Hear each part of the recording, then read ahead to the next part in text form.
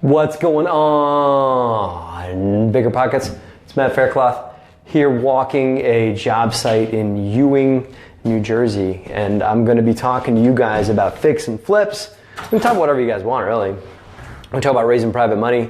We can talk about fix and flips. We can talk about apartment buildings. I can talk about apartment buildings with you. You guys want to talk about apartment buildings. And but I'm here walking a job site for a flip. I wanted to talk about 3 lessons I learned. Or not I learned, they just kind of showed themselves, they showed their faces a bit on this flip. So stick around, man. We're going to be doing a little Q&A maybe, having a conversation, talking some real estate shop, talking about the market, if you guys want to talk about that too. Checking out the backyard to make sure it got cut. There it is. We'll go outside in a minute and I'll show you guys the landscaping outside. That was one of the things that came up for me on this. It's not a very big house, but you've got to find ways to make your houses pop, even on small properties. I call them like the wow factor. There's got to be at least 1 or 2 wow factors for every property. Let a few more people jump on here. I'm Matt Faircloth. I'm a regular contributor, BiggerPockets, and I was on the podcast twice. I was on show number 88 and show number 203. I do Facebook Living for BP every other week, and I also teach webinars for BP, which, hello, Nicole. How are you? Nice to see you here, Nicole. I also teach webinars for BiggerPockets, which leads me to a point, something I wanted to throw out there. I'm teaching a webinar tomorrow on how to flip houses with other people's money. I did this deal. I flipped this house without anybody else's money, without any of my money. There's one lender that came in and, hi Corey, how are you? There's one lender that came in and took this whole project down, no money out of our pocket. And I'm teaching a webinar tomorrow about how to structure deals and how to negotiate and put together financing with 0 money out of your own pocket. Pretty much how to flip houses with other people's money. I'm teaching that webinar tomorrow at 2 p.m. Eastern. I love you too, Matt. Yeah, right. Hey, Matt. Hey, you have a great name too. Tomorrow, 2 o'clock Eastern, I'm going to be teaching that webinar. To register for that webinar, you want to go to biggerpockets.com/webinars. That's biggerpockets.com/webinars. If you guys love fix and flips, if you guys love BiggerPockets, if you guys are happy I'm here talking to you guys, give me a thumbs up, because thumbs ups, that talks to Facebook, and that lets Facebook know you guys are watching, and it helps promote this video to get even more folks watching. So please give us a thumbs up. Jonathan from Arkansas, what's up? Looks like you're doing well. Thanks for the live videos and BiggerPockets. You're welcome, Nicole. It's cool. Look at all those thumbs ups. Cool. Keep them coming, man. Keep thumbs upping. If you think of it, if you want to do me a favor, share this video. I have a somewhat friendly competition. It's friendly. I have a friendly competition with Brandon Turner on how many shares he and I can both get. He's got a few more than I do. My record's like 50 something. And he's got, I think, like 80 or something like that. So if you think of it, help me out here and share this video on your profile, and that will draw more folks to BP, of course, and help other people that like BP, that want to learn about BP, want to learn about fix and flips, whatever it is, join us. And also it'll help me put the pressure on our boy Brandon Turner. I love him, but I like to put the pressure on him. So please help me let a fire under him. Hey, Robert, thumbs up too for you. So I wanted to, and Matt Hudson, share the video. Thank you, Matt, for sharing the video. All you other guys, take a minute and share it too if you think of it. So this is a flip. Let's talk about this project. This is a flip. I'm in Ewing, New Jersey, lovely Ewing, which is probably like a C+ neighborhood. C+ is, home sale prices maybe like between 150 and 225,000 depending on location. It's probably like a 7 out of 10 on the school system. It is suburban, so it's not an urban area, but it's suburban just outside of Trenton. And it's if you guys, as I'm describing, you guys should be thinking of areas that are in your area that are similar to this. If you guys are in California, you might have to travel a little bit to get to areas that are 150 to 200,000 a house. But again, it's a C area. We bought this property for $63,000. It's a 3-bedroom, 2-bath. I'll give you guys a tour. And we are putting in about $60K in rent now, so we'll be into it for $120, and we're going to sell for $175. And so that $175, you got to factor in carrying costs, realtor fees, all the stuff you got to pay to manage your rental. Even you got to factor in utility cost. Tomorrow on the webinar that I'm teaching that you can get to by going to biggerpockets.com/webinars. On that webinar, I'm going to teach a method and show you guys a tool that if you have a BP Pro membership, you can use to manage your fix and flips using the BiggerPockets calculators. It's what I use. I'll show you guys how I'm doing it. So that's that. Let's see. There's a bedroom over here. Reasonable sized bedrooms. These rooms are probably about 12 by 12, give or take. Lovely pink. We paint all our houses the same color. We've just done our demo and our framing. That's all we've done. We're going to be waiting on permits, actually. That's Jersey for you, but we're waiting on permits to be approved. Here's the second bedroom. The master's upstairs. I'll take you guys and show you that real quick because that's interesting. And that's part of the wow factor thing I told you guys about. That you have to do to make a property pop. So that's rule number one for flips is you need to have something for a flip that jumps out and grabs people, that makes it look unique. Not this wood paneling. That's not it. That's not going to sell you. Hi Jason, how are you? So this wall, this framed out wall right here, was not here. There used to be a wall there. We removed it and we bumped this out to make this like a little sitting area, reading nook, if you will. This will all be, nice and painted and sheetrocked and finished and everything like that. Then you've got this full bath here that was a public full bath on the hallway, made it a part of this bedroom. So this will be a master bath. That's a wow factor. If you can give somebody a master bath, that's always gets you a boost in your sell prices. So then you've got the master bedroom here. There'll be a small closet on this side. This is probably, once this is done, this will be 14 by 12, give or take. So you can, Jim, you can paint the paneling. I paint paneling all the time in my rentals, but in this property, we're going to be rocking over. Painted paneling still, it's got that paneling look, right? It's got that, the grain in between the panels and everything like that you have to see. So it's just as easy to take it off and put on 1/4 inch sheetrock. So that's what we're going to do. But yes, you could paint the paneling, and in rentals all day long. I paint it in a rental. So hi Nicole. Sorry, not hi Nicole. Hi Nazmakan. Welcome. Thank you. Paneling can be painted, but it doesn't look the best. You're right. So I talked to somebody who painted paneling. It wasn't like this. Like this paneling actually has these really wide, so I can get on my finger here. There you go. Oh, these really wide channels. We're buying an apartment building that has really thin lines in between. So what we're going to do is we're probably going to spackle it. We're going to spackle the paneling. And then we're going to paint it. You won't be able to see it. So you can fill in those gaps if they're not like that. Like those are big wide channels. And on a flip, you just don't want to do it. You don't want to do things that may end up looking cheap on a flip. You gotta spend some extra money on flips. On rentals, you can get away with being cost effective and economical, but on flips, you really need to leave no stone unturned. And it's mostly because you're home inspectors. Because the home inspector comes in and their job is to find things wrong with your house. And if they do, they will keep looking and find more stuff and start throwing real rocks at your property. And I have decided to cut a few corners on flips and lost buyers. So, questions. How do you redesign the areas? Do you use a software? No, well, me and my GC will typically sit down with a piece of graph paper and do it most of the time, Michael.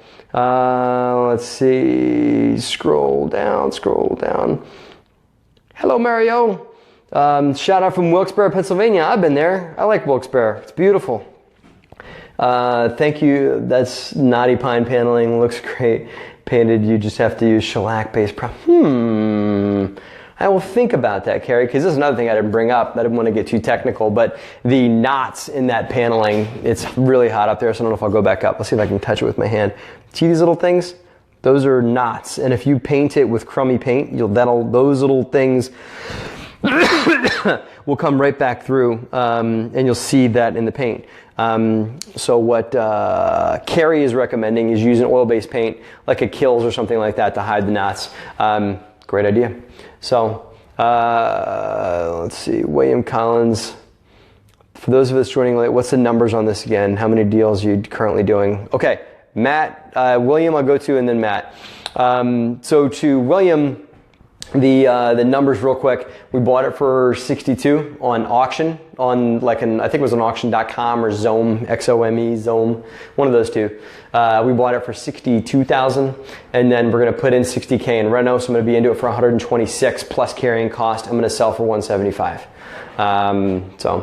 How many deals are you currently doing? So, Matt, I believe in teams. I rarely do anything myself. So I've got a contractor that has part ownership of this deal. They put money into it, and that they were the part of the lender on this deal. So they put money in, but they're making a rate of return on it.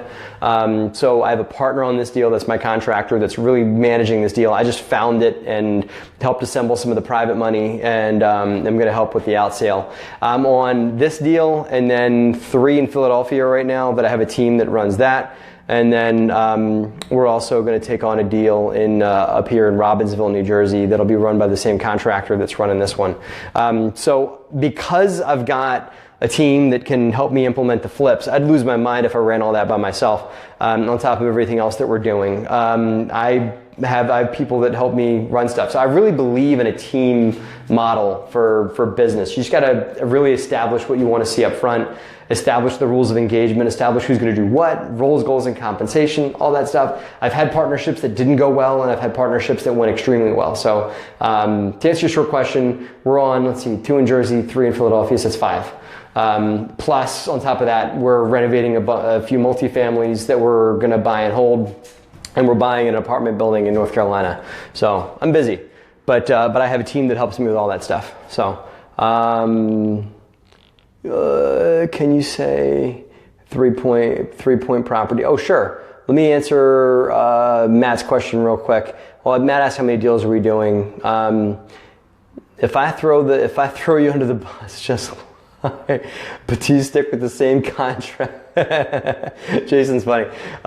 Just lie. I will. Maybe I'm not going to lie. I don't lie. But do you stick with the same contractor? Do you always get several rehab estimates? I've been around for 12 years doing this business, so I tend to kind of know what things should cost. And I like using the same people over and over again, but I kind of watch their numbers. So if I should pay about $8,000 every time I do an HVAC system from my HVAC guy. So if my HVAC guy comes in and says, this one's going to be 12, I want to know why. So I tend to know what it costs to plumb and wire and do HVAC and framing and all that for a property. So I have my rules of thumb, but I try and use the same people every time.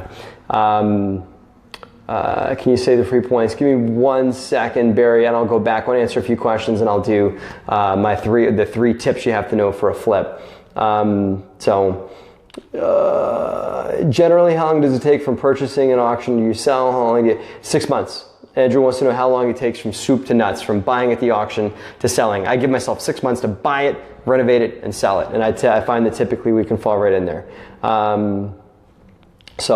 Okay, now let's do the points for Barry real quick, and for you guys. Here are the 3 points to success for a fix and flip. Okay. Number 1, we've already alluded to a few of these, but I'll say them concisely, right? Number 1 is you've got to have some kind of a wow factor when you're in a property. So the cool thing we're doing with the master bedroom upstairs, with having a master bath attached to it and everything like that, that is a big wow factor. Another wow factor, this sounds stupid, but it doesn't sound stupid, but this is good. I'll show you guys the backyard. It's huge. And the yard here is larger than it is in most other properties in this neighborhood. Believe it or not, it doesn't look that big, but it's still big. And so we opened it up. I can stand here in the shade so you can see me.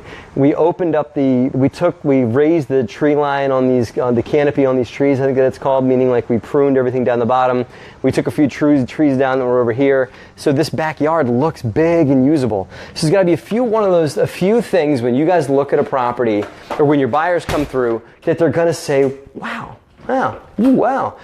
factors, okay? Things that don't exist on other houses that raise you above the competition. So that's your first one. That's your wow factor, okay? Number 2, rule for flips is time is money. So I'm losing money right now because I'm sitting here and it's like, what is it? It's Thursday afternoon at about 2:30 my time, and nobody's here right now. So I am technically losing money. I was aware that it was going to be vacant. I didn't want to shoot a video while I had a bunch of people running around in here. So that's one of the reasons why we're doing it. But what you got to understand for fix and flips is the longer you hold them, the more money you lose. So the interest continues to run. It's not just interest that you guys lose on when you hold fix and flips. It's real estate taxes, it's insurance, it's utilities. Somebody say bless me. Give me like a heart. If you guys want to say bless, don't write bless you. Write me like a heart. Give me a heart if you want to say bless you. Anyway, what did I say? I lost my train of thought with that sneeze. That's rule number 2. Rule number 2 is time is money. We can get more on that. Thank you. Bless you guys too. Thank you. Rule number 3 for fix and flips that you guys have, that you have to have, is you have to have your numbers flat, right? You see how I just spouted off my numbers coming in? We bought it for this, we rented it for this, we're going to sell it for this. So when you look at a flip, you got to have your numbers tight. You can't just say, I think we'll sell for around 180. Not really sure. We'll figure it out. I think it's got a high ARV. I think construction is going to be about 50,000. We'll see. No, you have to know for a flip, and take it from somebody who's gone upside down on a flip before and has spent more on a flip than he wanted to, or ran out of money on a flip. Years ago when I first got started, we would set it up to put like 40 grand into the place, but weren't really sure what the cost was. And that has to do with just having a plan. Like, don't ever do a deal that you don't know exactly what the beginning, middle, and an end are going to look like. Getting in and figuring it out is not an option in this business because just the numbers are too big and they can sink you pretty fast. So that's all a bigger part of having your finances and your plan flat. So those are the 3 things. So thank you, Barry, for reminding me. I was going to go off on a tangent, like ADD kicks in and start answering your questions and forget to do my 3 points. Generally, how long does it take? Awesome. Thanks, everybody's strength. You're right, Matt. Win-wins are awesome. Matt was talking about a win-win scenario. I think that it pays in partnerships and just in business to know what people's skill sets are, right? So to you, Matt, like what are you great at? Not like what are you good at, what are you okay at, what are you great at? And then figuring out how you can apply that greatness to the real estate business, and then find out what you're not great at, meaning what do you need more of in your business to boost yourself. And so find someone in your network, or find someone you can just hire as a employee or a vendor or a strategic partner, or it doesn't have to be a business partner, but someone who's just maybe a strategic alliance that's great at things that you're not. Because I find that the folks that I know that are really successful spend most of their time doing what they're great at. And they spend very little time doing what they're not great at. They find a way to outsource it, to sub it out, to hire somebody else to do it, whatever. So, more questions. What have you guys got? Do you have a specific number of flips you want to do each year? Yeah, I got a plan. I want to do 15 this year. I want to say we've done about 9, I think. It's going to be tough to get to 15, but I'll knock on wood. See, to get to 15 by the end of the year. And it's only because you're going into the slow season. Right now is the time you want to be flipping. Just as the kids are starting to go back to school, you want to be putting houses out. I mean, right now is the time to have a house for sale, and hopefully closing right around the time the kids go back to school. We're going into the slower season because, believe it or not, this sounds crazy as it's like 90 degrees outside right now, but we're going into the holidays. Because you buy a flip, if you put a flip under agreement today, you're not going to close for 30 days. You're not going to close till September. You're not going to start you're going to start construction in September. It's going to take you a month and a half, 2 months to be done. And you're going to be done in November. You're going to be putting it out for sale around Thanksgiving.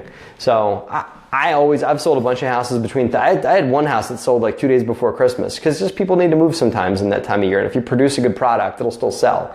But it's just, there's not as many buyers in the market. So I don't stop in those time frames, but I'm careful how many I put in my pipeline at the time. So do I mention? I used to, Anthony, but I ran out of time. I did mentors, I did a coaching program and all that kind of stuff, and I stopped doing it because it ended up cutting too much. I wasn't able to put the time in that I really wanted to, that I felt like people deserved, because I go all in on stuff, and so I wasn't able to go all in on the coaching, mentoring stuff, so I don't do it.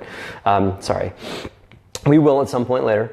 But I am teaching a webinar tomorrow. If you guys want to be on my webinar, you can go tomorrow, or you can go to biggerpockets.com/webinars, and the webinar is tomorrow at 2 p.m. Eastern Standard Time, and I will be teaching you guys full free how to flip houses with other people's money. If you guys want to make that webinar, give me a thumbs up. And here's the thing. it's recorded, okay? So what you want to do is just go register it anyway. No matter if you can make it or not, register for the webinar, because then you can watch the recording later. And then if maybe your schedule frees up tomorrow at 2 o'clock Eastern time, you can make it. And I'd love to have you guys live, because I love having people live on my webinars, because I do Q&A, I do a longer Q&A on the webinars too. And we can talk about whatever you guys want to talk about in the webinars too. So, do you have a specific minimum profit per flip? How do you determine this amount? Andrew wants to know if I have a specific minimum profit per flip. So my target is to make 20% of the after repair value, right? It doesn't happen all the time. Sometimes I'm willing to take carrying cost out of there. I don't take realtor fees out of there, so that's 20% after realtors are paid. So for this house, we're out selling for 175, so I want to try and make 35K, give or take. I am doing great. Thank you, Andrew. This is mentoring. Thank you. You don't have to have me one-on-one. You can have me right here. And I am pretty much one-on-one because I'm trying to answer all your questions. So, any tips on landscaping for flips? Yeah, let's see if I can go outside, Jim, and show you. I tend to not go crazy with the landscaping because there's two things that are to personal taste that people either love or hate, and that's landscaping and paint colors. And so I tend to keep things basic for both of my, why will this door not open? There you go. We just clean it up. I'll show you guys again. We just clean up the landscaping on how, you guys can see me with the sunshine in here. We had to we reconcreted this whole thing to make it nice, and it was all just jacked up, completely cracked and everything. We're gonna put a vinyl siding on that garage, and we're gonna side the house, and looks like the roof has been replaced. So, very good. I believe we already replaced the roof. Again, my contractor put that together, so I can't say. So, see this tree canopy line here? See how it's all the way up here? So I made this yard look like 10 feet bigger. It just appears that way because I just told my landscaper to come in, and he trimmed all these trees up, put the tree line all the way up here, and he put you can see where he cut it, right there. So you can see maybe the cut points. All he did was just raise this up and creates this open area down here. If you guys have trees at properties you guys own, all you gotta do is tell your tree guy you want to raise the canopy. So that means you just raise all this stuff up and it creates this nice big open area down the bottom. Now I could drop some mulch in there. Maybe I might put some mulch in. To you, whoever asked about landscaping tips, is pretty much like just clean it up and mulch is all I do. I don't drop in, like nice fancy plants with long names that are nice. I like plants, but they're to certain taste, and it's money you're not going to get back. I don't think. It's my humble opinion. I don't think you're going to get investment back on landscaping. Meaning, if you go put like $5,000, you can easily spend $5,000 on landscaping on a property. But you could spend that $5,000 and not see it back on purchase price. It'll make it look nice, but it's not going to sell you. So I just tend to clean it real good. So questions. Thumbs up. Hello from Philly. What's up, Philly? Cody, go Philly.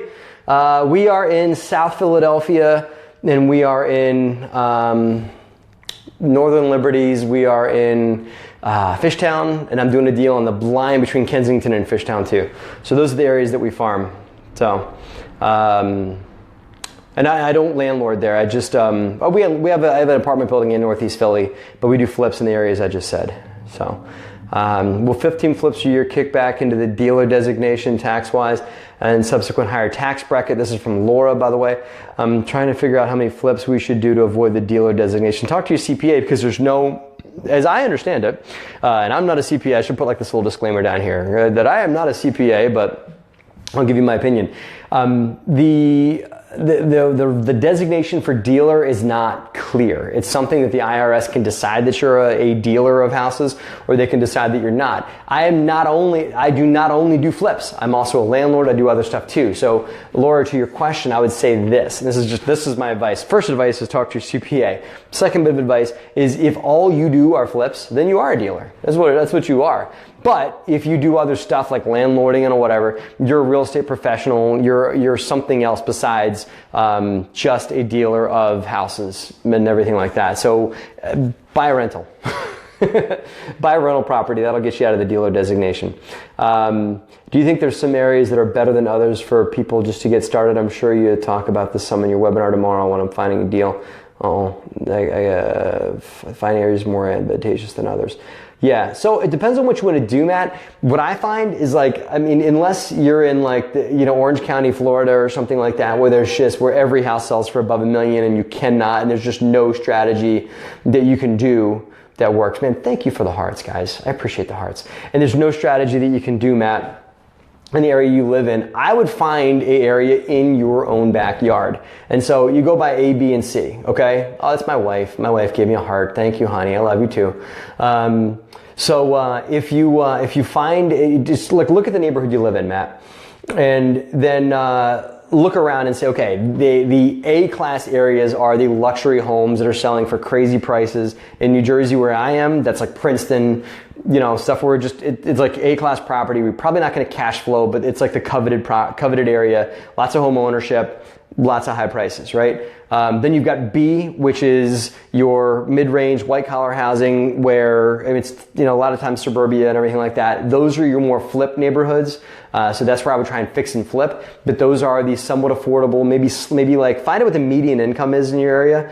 And look, the B areas are like, at the median or 10% above the median income. C areas are 10% are at the median or 10% below the median on what people are earning, okay? And C areas are your areas where it's probably like 40-50% rentals, probably a few more apartment buildings, like blue collar, like they call it workforce housing, that whole thing. So that's the bread and butter real estate investing I like to do, is the C+ to B- neighborhoods.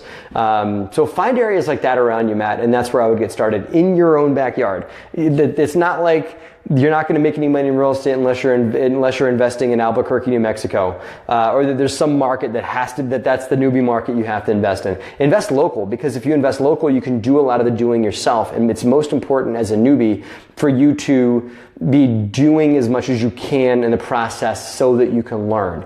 Manage your own rentals. Be the project manager on your flips as much as you can so that you can learn, okay? So that's the biggest thing as a newbie, okay? We'll talk tomorrow too, Matt. I hope you join the webinar. Was there a tipping point in your business when deals started coming to you rather than you hunting for deals?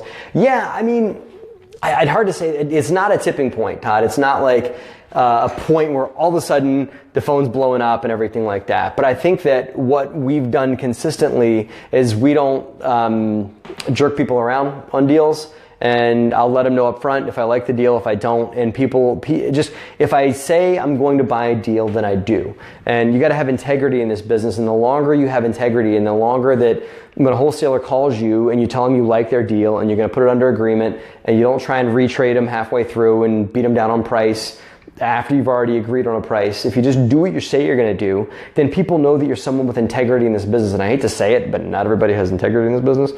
So if you're somebody that does, then you'll get those calls. So there's not a tipping point, but there's just that is a regular habit you have to do to make your phone ring all the time.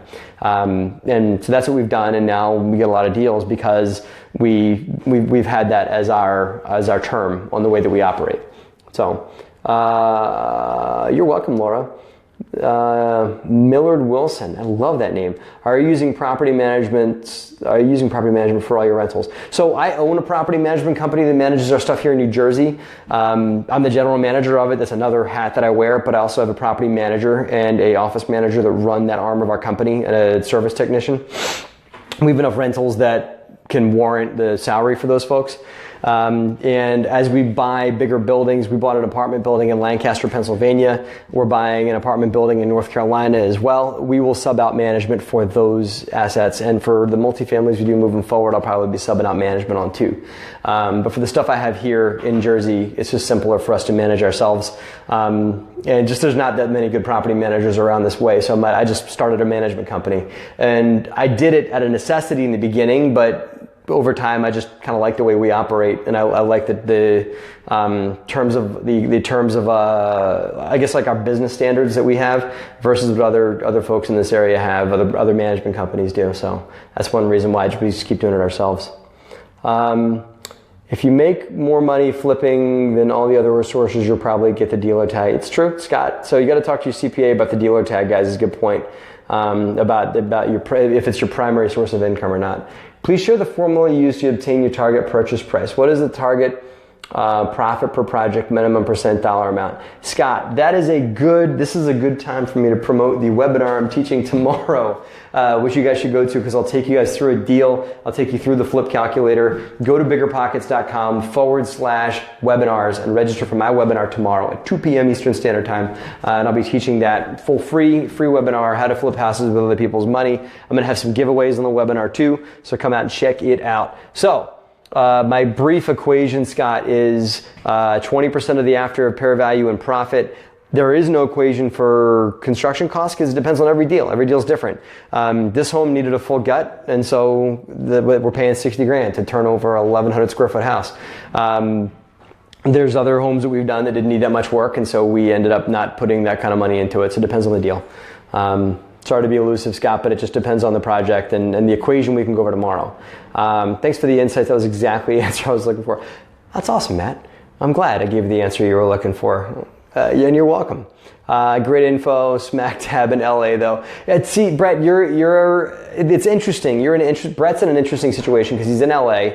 My guess is that, the sell prices are so ridiculously high that it's hard to invest and get cash flow.